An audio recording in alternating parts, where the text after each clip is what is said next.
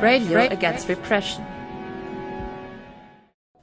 So welcome then to Radio Against Repression. This is going to be the podcast and radio hour that explores relationships between censorship and defunding and repression.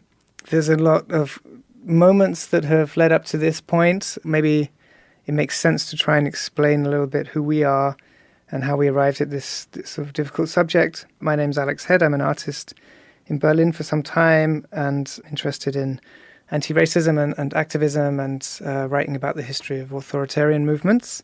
Yeah. So I will make the second part. I'm jewelz. I'm a student at an art school and I am a radio activist since a long time. And I came here because, because there was this resolution I think we're going to talk about later. And also because I think that talking about what's going on in Gaza or in the Middle East and in with the genocide and everything that's going on is very, very underrepresented in the German medias, and also not often there are places to hear these voices and these point of views. And I think, I would like to change that. And I'm also, of course, affected by these new laws that going to come up. And I'm going to give now to Jara. Hi, I'm Jara. I'm a writer and anthropologist, and Jules and I study in the same university. That's how we know each other.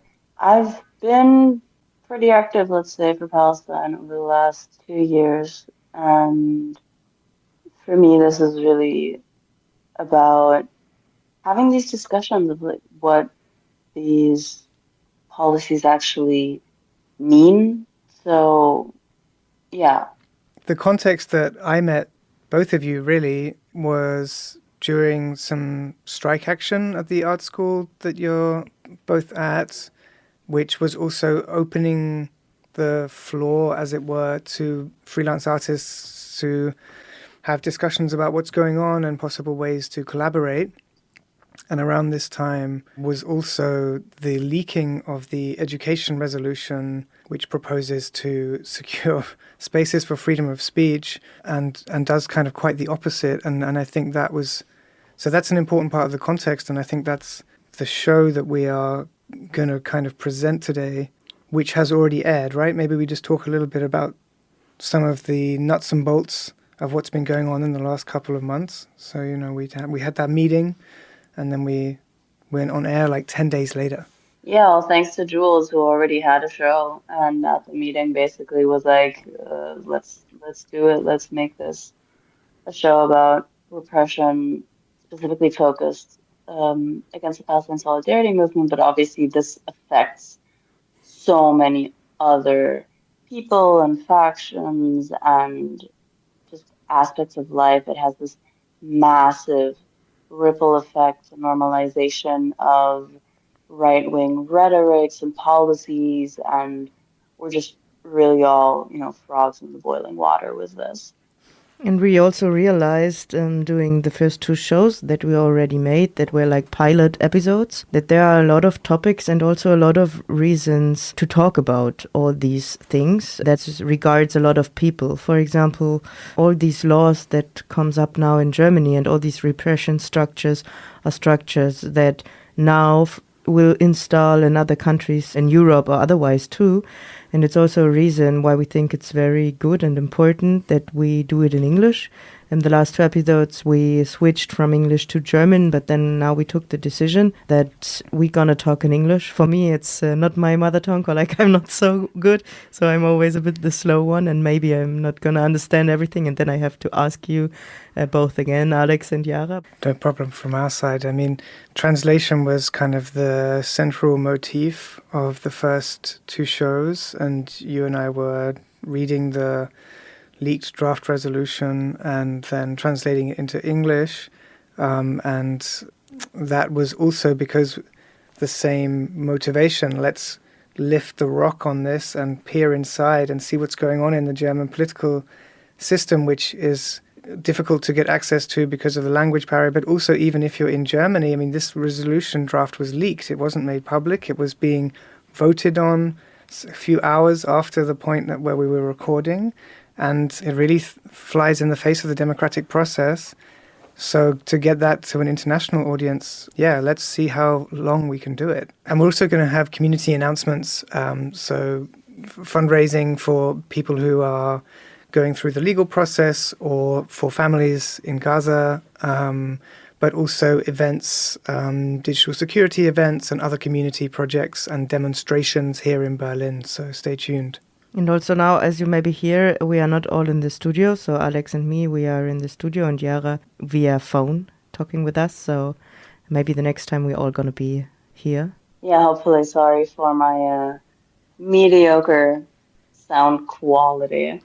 And yeah, we did some very intense, in effect, policy analysis in the first two pilot episodes. Just this question, like, what is this text? What does it mean? And even for German speakers, there's so much background information because that you need to understand these texts because they're not written honestly. They say, oh, we want to protect freedom of speech and academia, and what they mean is, oh, we want to protect Zionism.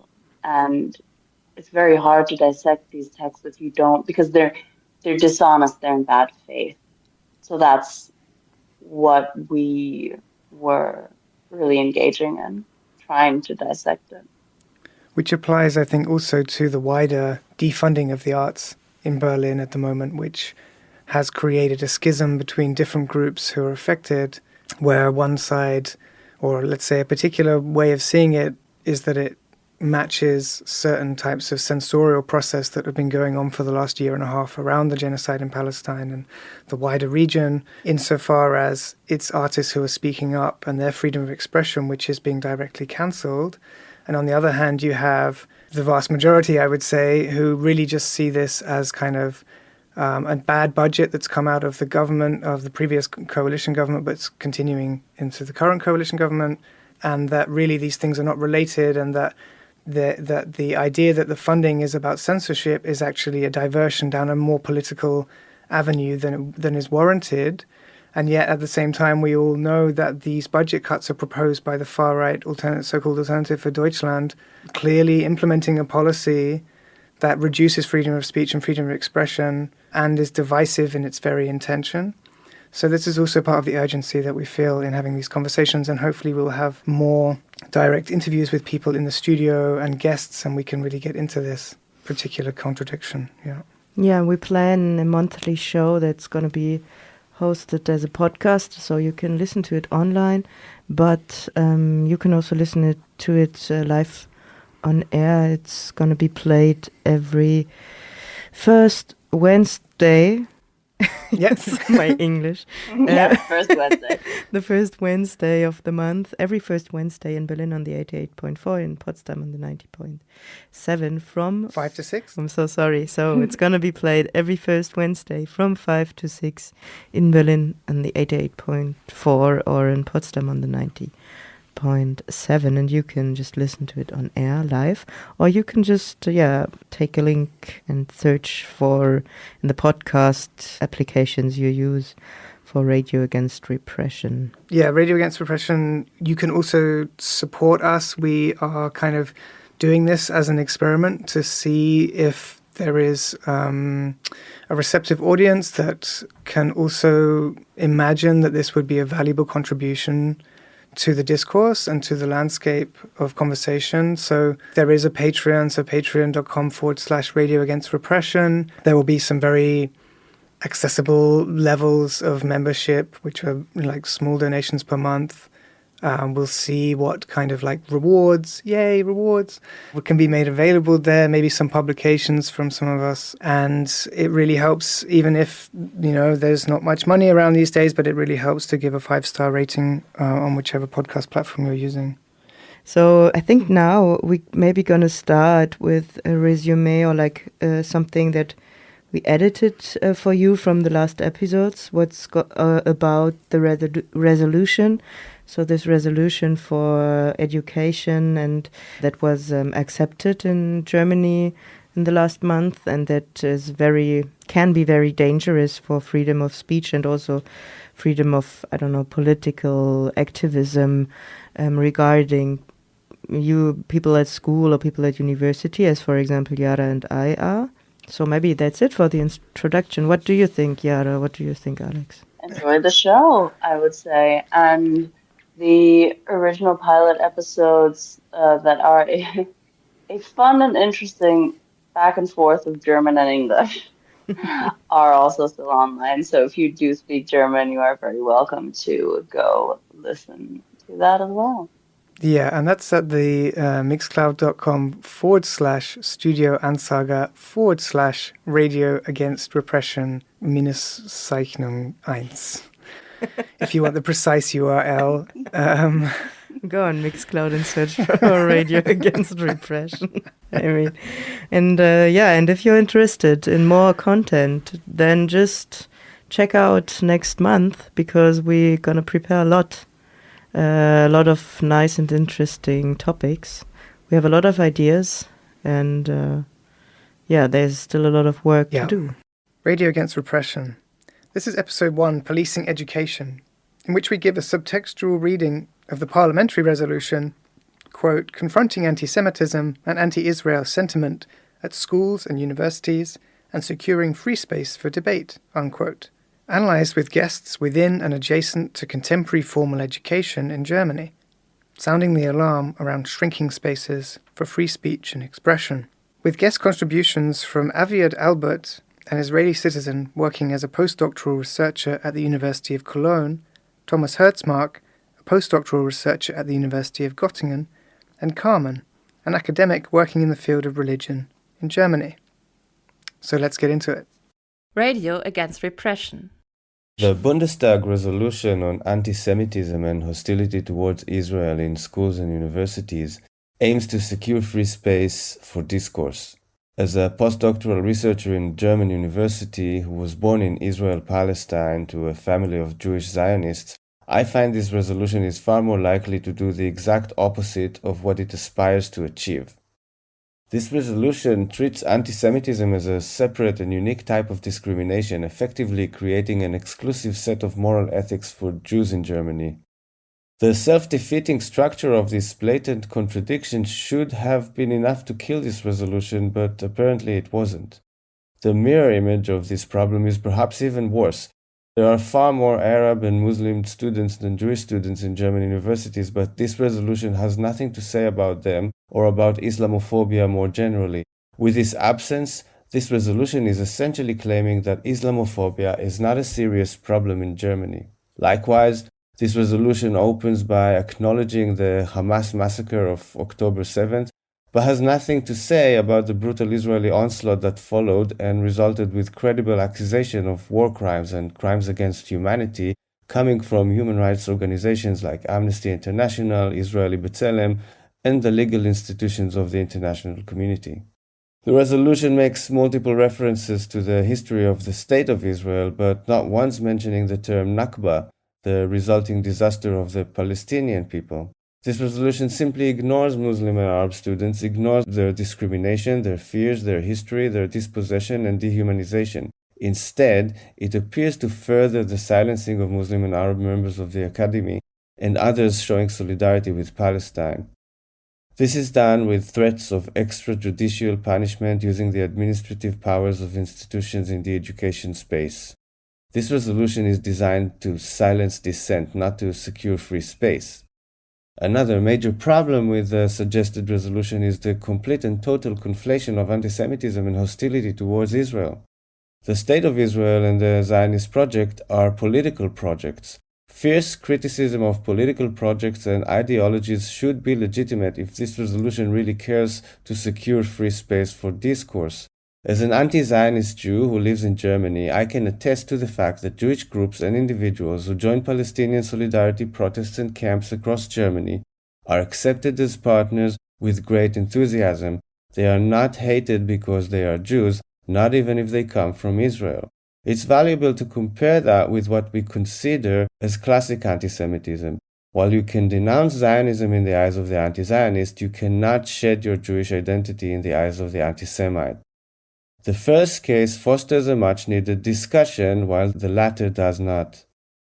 People around me in the German academy are already afraid to talk, to speak their mind, to show solidarity with Palestine. They are afraid to stand for freedom and equal rights, afraid to repeat the accusation made by the most credible human rights organizations of the international community.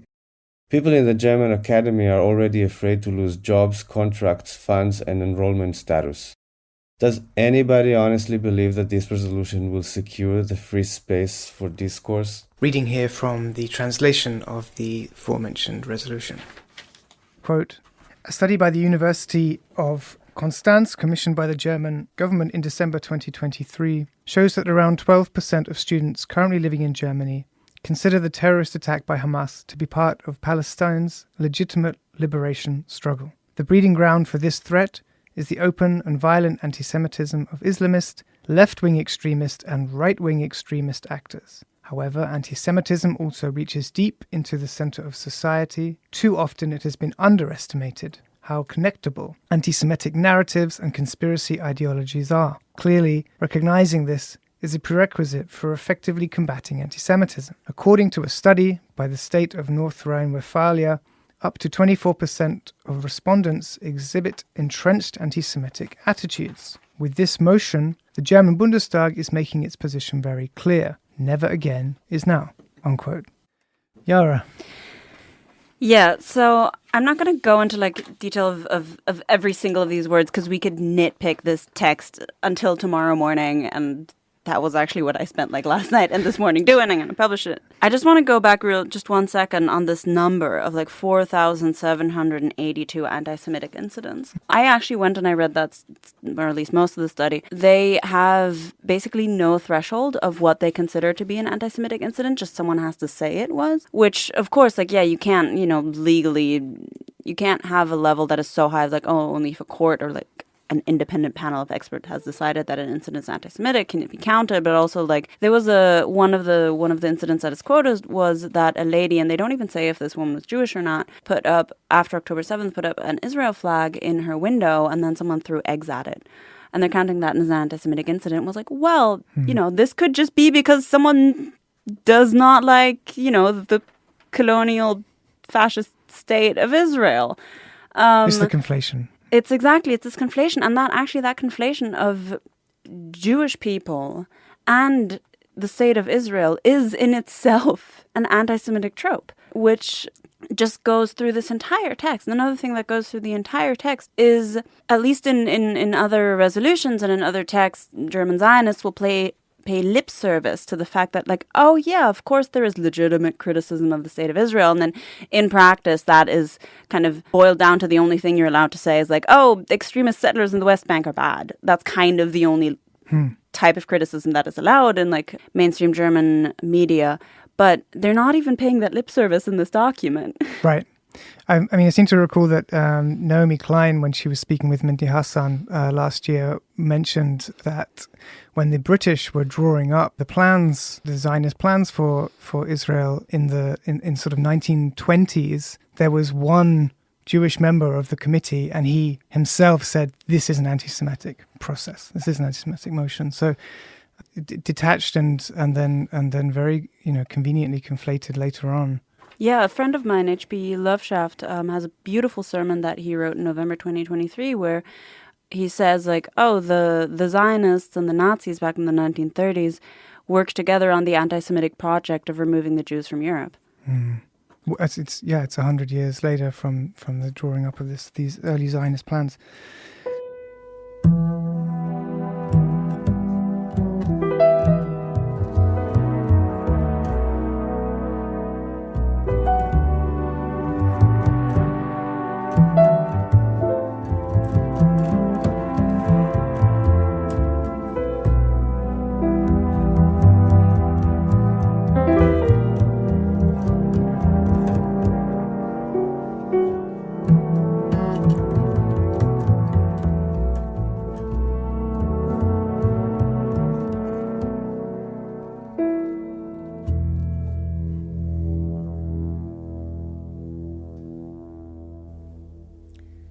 My name is Carmen, and I'm working as an academic in the field of the study of religion in Germany.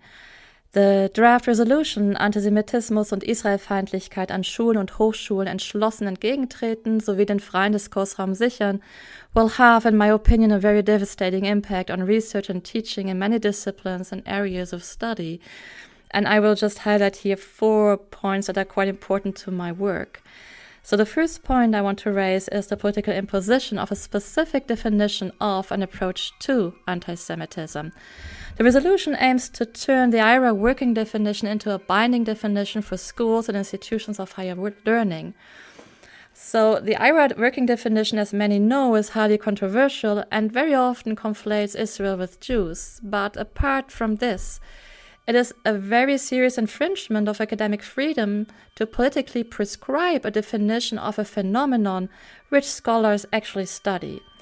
It is part of the scholarly work to produce definitions, debate them, and criticize them, and also change them. Basically, the resolution says, this is what anti-Semitism is, eat it, apply it, and tell us how we should combat what we have just arbitrarily defined while disregarding the debates of the last decades in the academic field. So this idea is inherently anti-scientific. In the extreme, part of the research and teaching being done in the field of anti-Semitism studies right now, or in the study of racism, genocide studies, Holocaust studies, and so on, can just simply not take place in Germany anymore. The second point I find very important is that anti-Semitism is cast in a singularity discourse. It is not framed as being part of, for example, the general study of racism, and it cannot be studied in its interlocking with other forms of racism in the course of its history. The assumption of the singularity and non-comparability of anti-Semitism underlying this resolution is, just like the IRA definition, highly contested, at least in non-German academia. Since what I have just said is very often interpreted as a relativization of the pain and the suffering of Jews, I should note here that comparison is not the same as conflation. That's just very simple, but many people don't understand this. Comparison does not imply that the things we compare lose their historical and contextual specificities, and that the pain and the terror of victims is talked down. Rather, comparison of different phenomena is at the core of scientific endeavors and methodology. Otherwise, we would only be describing single events or elements without being able to theorize and to understand, for example, patterns or structures. This third point I want to raise here is that legitimate research questions and results might become anti-Semitic on the basis of the resolution. There is a very weird sentence in the draft that is accessible to the public, and I will now quote in my own translation. I begin the quote.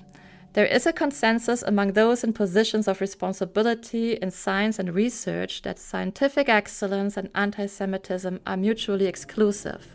End of quote.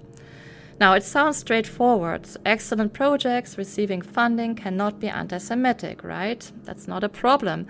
But this depends on the definition of anti-Semitism. For instance, if I'm interested in the intersection between religion and the making of a Jewish nation-state, and if I understand the concepts of religion, Jewishness, and nation as historically situated, dynamic concepts, constructed and employed by human beings with specific interests and investments in these concepts, does my project become anti-Semitic and therefore not eligible for funding? Or, just to put it a bit differently, if I don't take national narratives for granted, as it's really common practice in relation to other nation states like Germany, and I want to investigate the national myth of Israel grounded in part in the Bible, will this be possible in German academia? Or will this be framed as questioning Israel's right to exist? At least there will be doubts, and this will lead to a chilling effect. Don't touch topics like these, even though they are very legitimate in relation to other countries. So the fourth point is that the resolution wants to ensure that university and high school students will get what it calls, quote, high-quality teaching, end of quote, about all world religions, the Middle East conflict, the history of Israel, Jewish history, Jewish culture, and contemporary Jewish life in Germany. This will, and here I quote again, remove the breeding ground for religious fanaticism, end of quote. This insinuates that the bottom problem is religious and religious fanaticism, and not, for instance, in the case of Palestine-Israel, the occupation, the repression and the ethnic cleansing of a people who have lived on the land before the establishment of the State of Israel, namely the Palestinians. The so-called Palestinian question, or the question of Palestine, does not appear in the parts of the resolution that relates to it. The so-called conflict has to do with claims to land and the unequal treatment of the Palestinians. If I teach world religions, students will learn nothing about the roots and the history of what is happening today. It is at best infantilizing, and at worst it is gaslighting to think that some knowledge of so-called world religions and some interreligious dialogue is appropriate to get a grip on what is happening in Palestine-Israel. And then what about Jews who don't care about Israel or who are anti-Zionist, even worse? Just lately, the anti-Semitism coordinator of Baden-Württemberg, Michael Blume, has conflated anti-Zionism with anti-Semitism. This seems to be a cornerstone of combating anti-Semitism in Germany. Can I at university, in, for example, a teacher training program, discuss different texts of people who understand themselves as Jews, in which a range of positions towards Israel is articulated? And can I do this without framing anti-Zionist Jewish voices as anti-Semitic? Or are the latter not to be considered as real authentic Jews? And this would be quite a move coming from a self-proclaimed secular state, and especially coming from the successor state to Nazi Germany. So up to this point, we could all say, all right, the resolution is utter nonsense, let's simply ignore it. But if we add the demand of the resolution that the German government should, in collaboration with the federal states, quote, work towards initiating a structural dialogue between institutions of higher learning and security services, end of quote, and that, quote again, the exchange between institutions of higher learning and security services should be intensified and expanded, end of quote, it becomes really scary. Even more so in relation to schools where the targets are vulnerable minors. This resolution betrays a very fraught and dangerous vision of the function of education in society that wants to understand itself as liberal, secular, and democratic.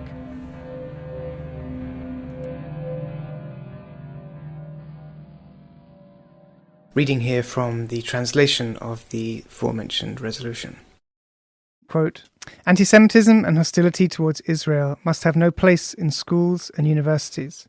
We are committed to ensuring that Jews can live, teach and learn without fear and discrimination. Against this background, we welcome the commitment of the Federal Minister of Education and Research, Bettina Stark-Watzinger, and the entire federal government and the science and education ministers of the federal states to Jewish pupils, students and teachers against anti-Semitism and hostility towards Israel. At schools and universities, it is becoming increasingly apparent that openly anti-Semitic and anti-constitutional statements are being made and acts committed under the guise of freedom of expression. Increasingly, people and groups from outside are abusing an open and democratic discourse space for their propaganda.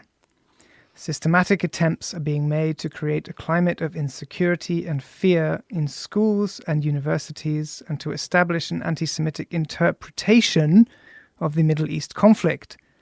Even if anti-Semitic and terror-glorifying slogans were often only uttered by small groups, only some of which consisted of students at the respective university or pupils at the respective schools, they were still able to attract a great deal of attention. Unquote. I mean, yeah, there's a reason why we're not only reading this the whole hour and a half, because, you know, we would like to go home sane, relatively sane. Oh, I think that ship has fun. Oh yeah, that's how you say it in English. That ship has sailed. In German, it's the train that's leaving. In English, it's the ship. What have you learned, Germany? Are you afraid to hear this, Germany? Why am I talking to you, Germany? Are you listening, Germany? This is subtext. Are you listening, Germany? Are you listening, Germany? Hello, my name is Thomas Herzmark, and I'm a postdoctoral researcher at the University of Göttingen in Germany. I trained as a social anthropologist, and my research has focused on the UK and on India. One of the areas I've investigated is how state affirmative action and protective policies based on people's identities have been experienced across generations. State interventions targeted to protect particular groups, whether ethnic, cultural or religious, always run the risk of essentializing and further stereotyping the communities that they single out for protection. In the case of the Bundestag resolution that purports to challenge anti-Semitism in German schools and universities, it's extraordinary to me to read how little care has been taken over the way Jewish people are represented in this text. The wording seems to presume that Jewish people are external to Germany, and that intercultural understanding can be fostered by an initiative to, quote-unquote, meet a Jew, as if an individual Jewish person could be representative of the entire religious community. Furthermore, the resolution repeatedly lumps together Jewish life and support for Israel. While many Jews do feel a close affinity with Israel, there are many Jewish voices in Germany, across Europe and around the world who do not feel represented by the State of Israel, and many who explicitly oppose the Israeli military's horrific persecution of Palestinians in Gaza and in the West Bank. Obviously, it's not the case that criticisms of the actions of a nation-state should be considered as a form of prejudice against that nation's majority population. To assume that all Jewish people hold an allegiance to Israel is highly reductive, and in fact, that assumption is itself anti-Semitic. So, from the perspective of protective state intervention, it's extremely difficult to take this resolution at face value. Given the global and national context and the timing, and reading the terrifying clauses that indicate universities and schools should be opened up to security forces to police political debate, it seems clear that this is actually a measure designed to repress criticism of the ongoing actions of the Israeli military, which the German government supports. In the context of the horrific assault on Gaza, which has killed thousands and thousands of civilians, including hundreds of university staff, teachers, journalists and medics, in response to the attack of the 7th of October 2023, it's entirely reasonable that people on German university campuses call for Palestinian life to be protected and speak out against the German government's support of continued Israeli aggression. This resolution comes at a time when every single university in Gaza has been severely damaged or destroyed, and 88,000 students are without a campus. The damage to educational, medical and civilian infrastructure make it clear that horrendous violations of international law have been committed, and that's been happening with the explicit support and diplomatic cover of the German government as well as the UK and US governments. As a university educator myself, I believe it's critical to work consistently to oppose all forms of racism and anti-Semitism, and that's why I wish to publicly denounce this resolution. It has no grounding in anti-discrimination research, and it should not be passed. Most disturbingly, this resolution panders to the agenda of the extreme right-wing factions of the German political spectrum. It locates the debate about anti-Semitism with people from outside Germany, as if anti-Semitism in Germany had only sprung up following recent waves of migration. This is straightforwardly false, xenophobic and racist, and I was genuinely shocked to see this rhetoric coming from mainstream political organisations, including the SPD and the Green Party. The resolution speaks of diversity on our campuses, leading to the abuse of free speech, but it ignores a key finding of the research on anti-Semitism from Constance University in 2024, which noted that universities were spaces with less anti-Semitism compared to wider society. The resolution privileges a narrow and monolithic idea of Jewish people, and in particular Jewish organisations that support the Israeli government, above other German citizens, above the education and political freedoms of German students, teachers and staff. The resolution reinforces anti-Palestinian racism. As such, this is a manifestly discriminatory resolution that explicitly protects some lives above others. It weaponizes the protection of one minority to suppress criticism of the annihilation of another. So, to delve into a few more of the cracks in the armor of this sort of farcical but incredibly violent text, Jewelz, another minute and then another minute. Schulen sind Orte der Vielfalt, aber auch Spiegelbild gesellschaftlicher Quote, schools are places of diversity, but also a reflection of social conflicts. An increasingly diverse student body means that different religious and cultural backgrounds come together. Teachers and educational staff are therefore faced with the even greater challenge of creating a climate of cohesion and mutuality in addition to the actual teaching.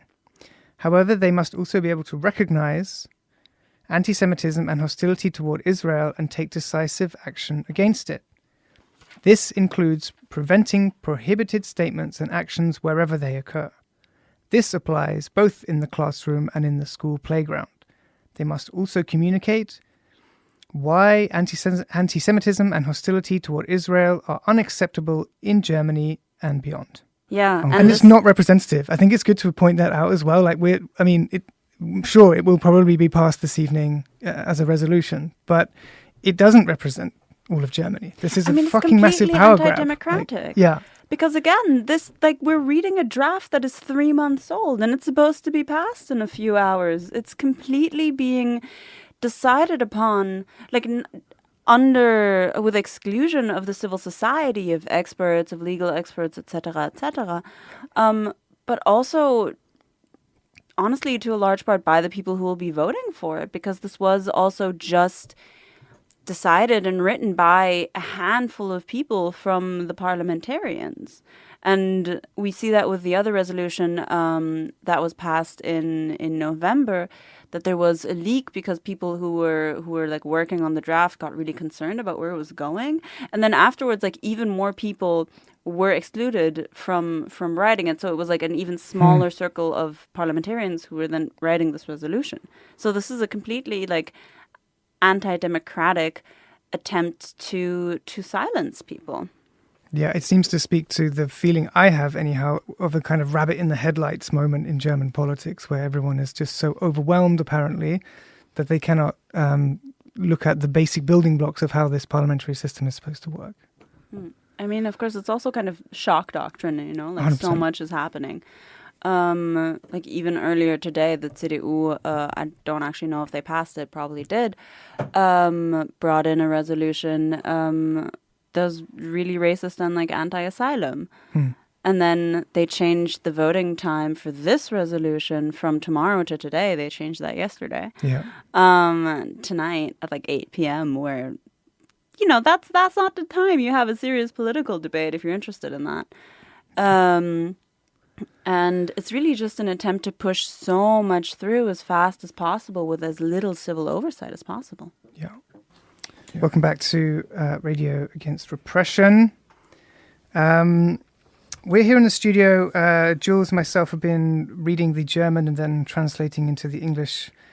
Only the draft, which has come out 3 months ago because it's been so sort of surreptitious and clandestine, that we haven't got the full resolution, which is being voted on this evening, as we've been talking about. Jara, you've been pretty active in the movement against the genocide in Palestine, and you've seen and have a strong insight into some of the physical violence which has been occurring on campus over the last year and a half.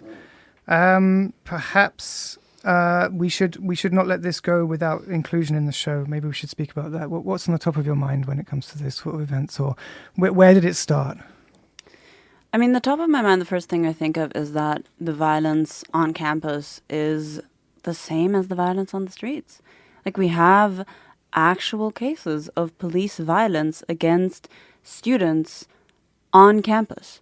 There's been several occupations of universities around Germany, not by far as strong as the movement in the US was. But for instance, the very first that I know of was in December 2023, where a couple of students occupied a auditorium at FU Berlin, like Freie Universität Berlin.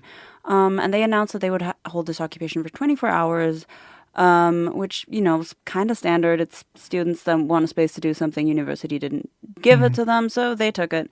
And they hung up posters, with like murdered people in Gaza and facts and stuff. And Zionist students came and tore it down.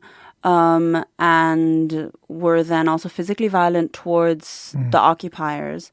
And then the university forced the occupiers to let in these disruptive Zionist students, and claimed that, and then there was this claim that these Zionist students were being excluded because they were Jewish. Like, no, you're being excluded because you went up and you ripped down the posters.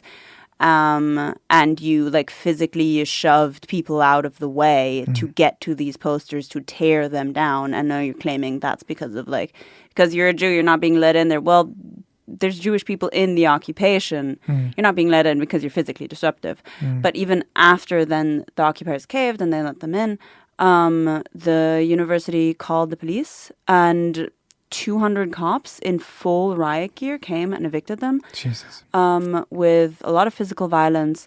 And I used to go to that university, to FU, and, back then, this was before we really got accustomed to seeing police on campus. And to see the videos and pictures of all of these cops, again, in full riot gear, dragging people through the halls of my own university. Yeah. It's insane. Yeah. It's a throwback to 70s imagery. Absolutely. And we have so many examples of that. There was the occupation at HU Berlin, where the sort of story is, and obviously it's kind of hard to then definitively know these things, but that the president of HU, actually the Humboldt University, actually didn't want to evict the occupation. And then Kai Wegner, the governor, the mayor, that's the word, Regierender Bürgermeister of Berlin, said, no, we're going to send the police in anyway. So he also just completely broke with, the freedom of independence of the university. We have a politician sending cops to a university against the wishes, allegedly, of the president of the university.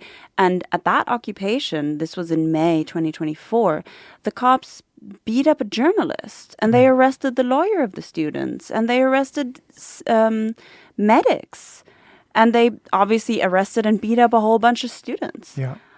We just have an insane authoritarian drift. And of course, this is we have massive police violence on the streets as well. The police just, beat up protesters every single day. Yeah. Yeah, and whereas, education was arguably a larger part of the sort of national branding of Germany, and police violence on the streets was, again, something which, the way the police speak now, it's kind of, it's all managed. It's just a managerial problem. It's just, we're just going to manage the situation, and there are lots of regulations in the book, and we follow the book. But in any case, the idea of violence in the streets is something you would associate with Berlin, 70s, 80s, 90s. It wasn't so far away from the imagination.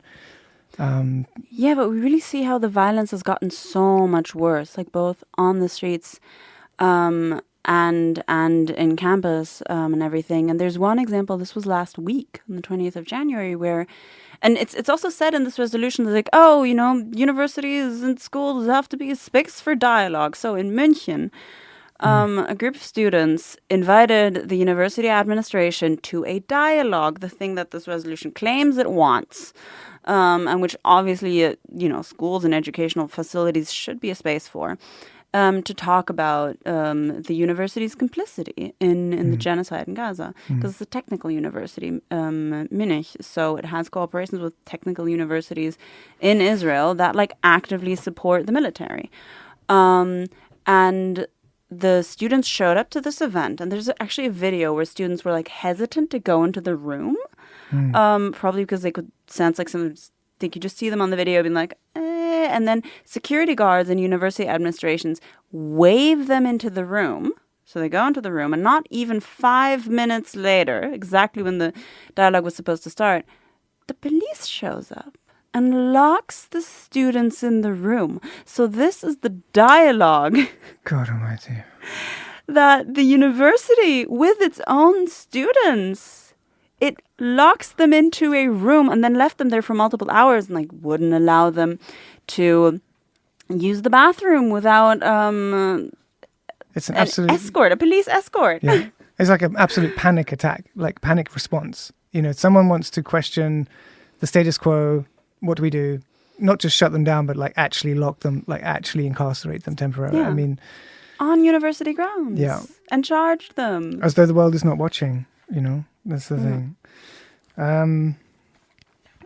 Yeah, unfortunately, many more examples, but we needn't, I guess, labor the point. I guess the thing with the public police confrontation, which is escalating to violence, is also, yes, it existed, and yes, it happens in other ways, but it's very targeted at this point, right? It's the violence is saved for the pro-Palestinian demonstrators.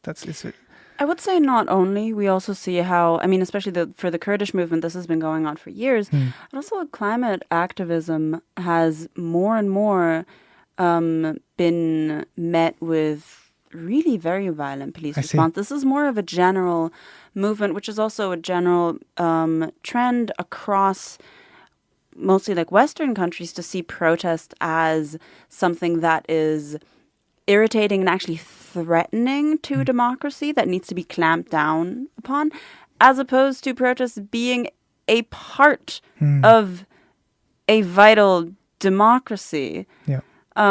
These are peaceful protests. I mean, yeah, and even if not, you know, what is throwing a water bottle against a sea of cops that are, you know, they're trained, they're wearing helmets, they have guns, they have pepper spray, they have tasers, they've brought dogs to pro-Palestine protests.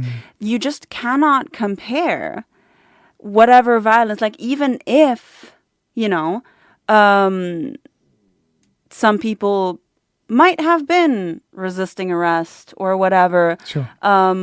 Or like if a cop grabs you from behind, yeah, you're going to try and shake them off. That's going to be an automatic reaction. Yeah. You are not welcome on the street is the message that exactly. is conveyed by this. Yeah. And it doesn't actually matter what you do. Yeah. It doesn't matter whether you're peaceful or not. Yeah. And it's also just an insane assumption to be like, oh, you're like, again, these people are protesting genocide. Or in the case of the climate justice movement, these people are protesting the destruction of all viable life. And we've that done is 20 already years. violent. Yeah. It's so super twisted. And like also it's been 20 years. I mean, I've been watching and participating in climate protests for 20 years. I have been watching people say we can't go above 1.5 for over 20 years and we're going into 2. So anyhow. And you're situating, but what is being done narratively is to situate the violence just on the side of the people resisting. Yeah. And to then position the status quo as nonviolent, and that's just not true. Yeah.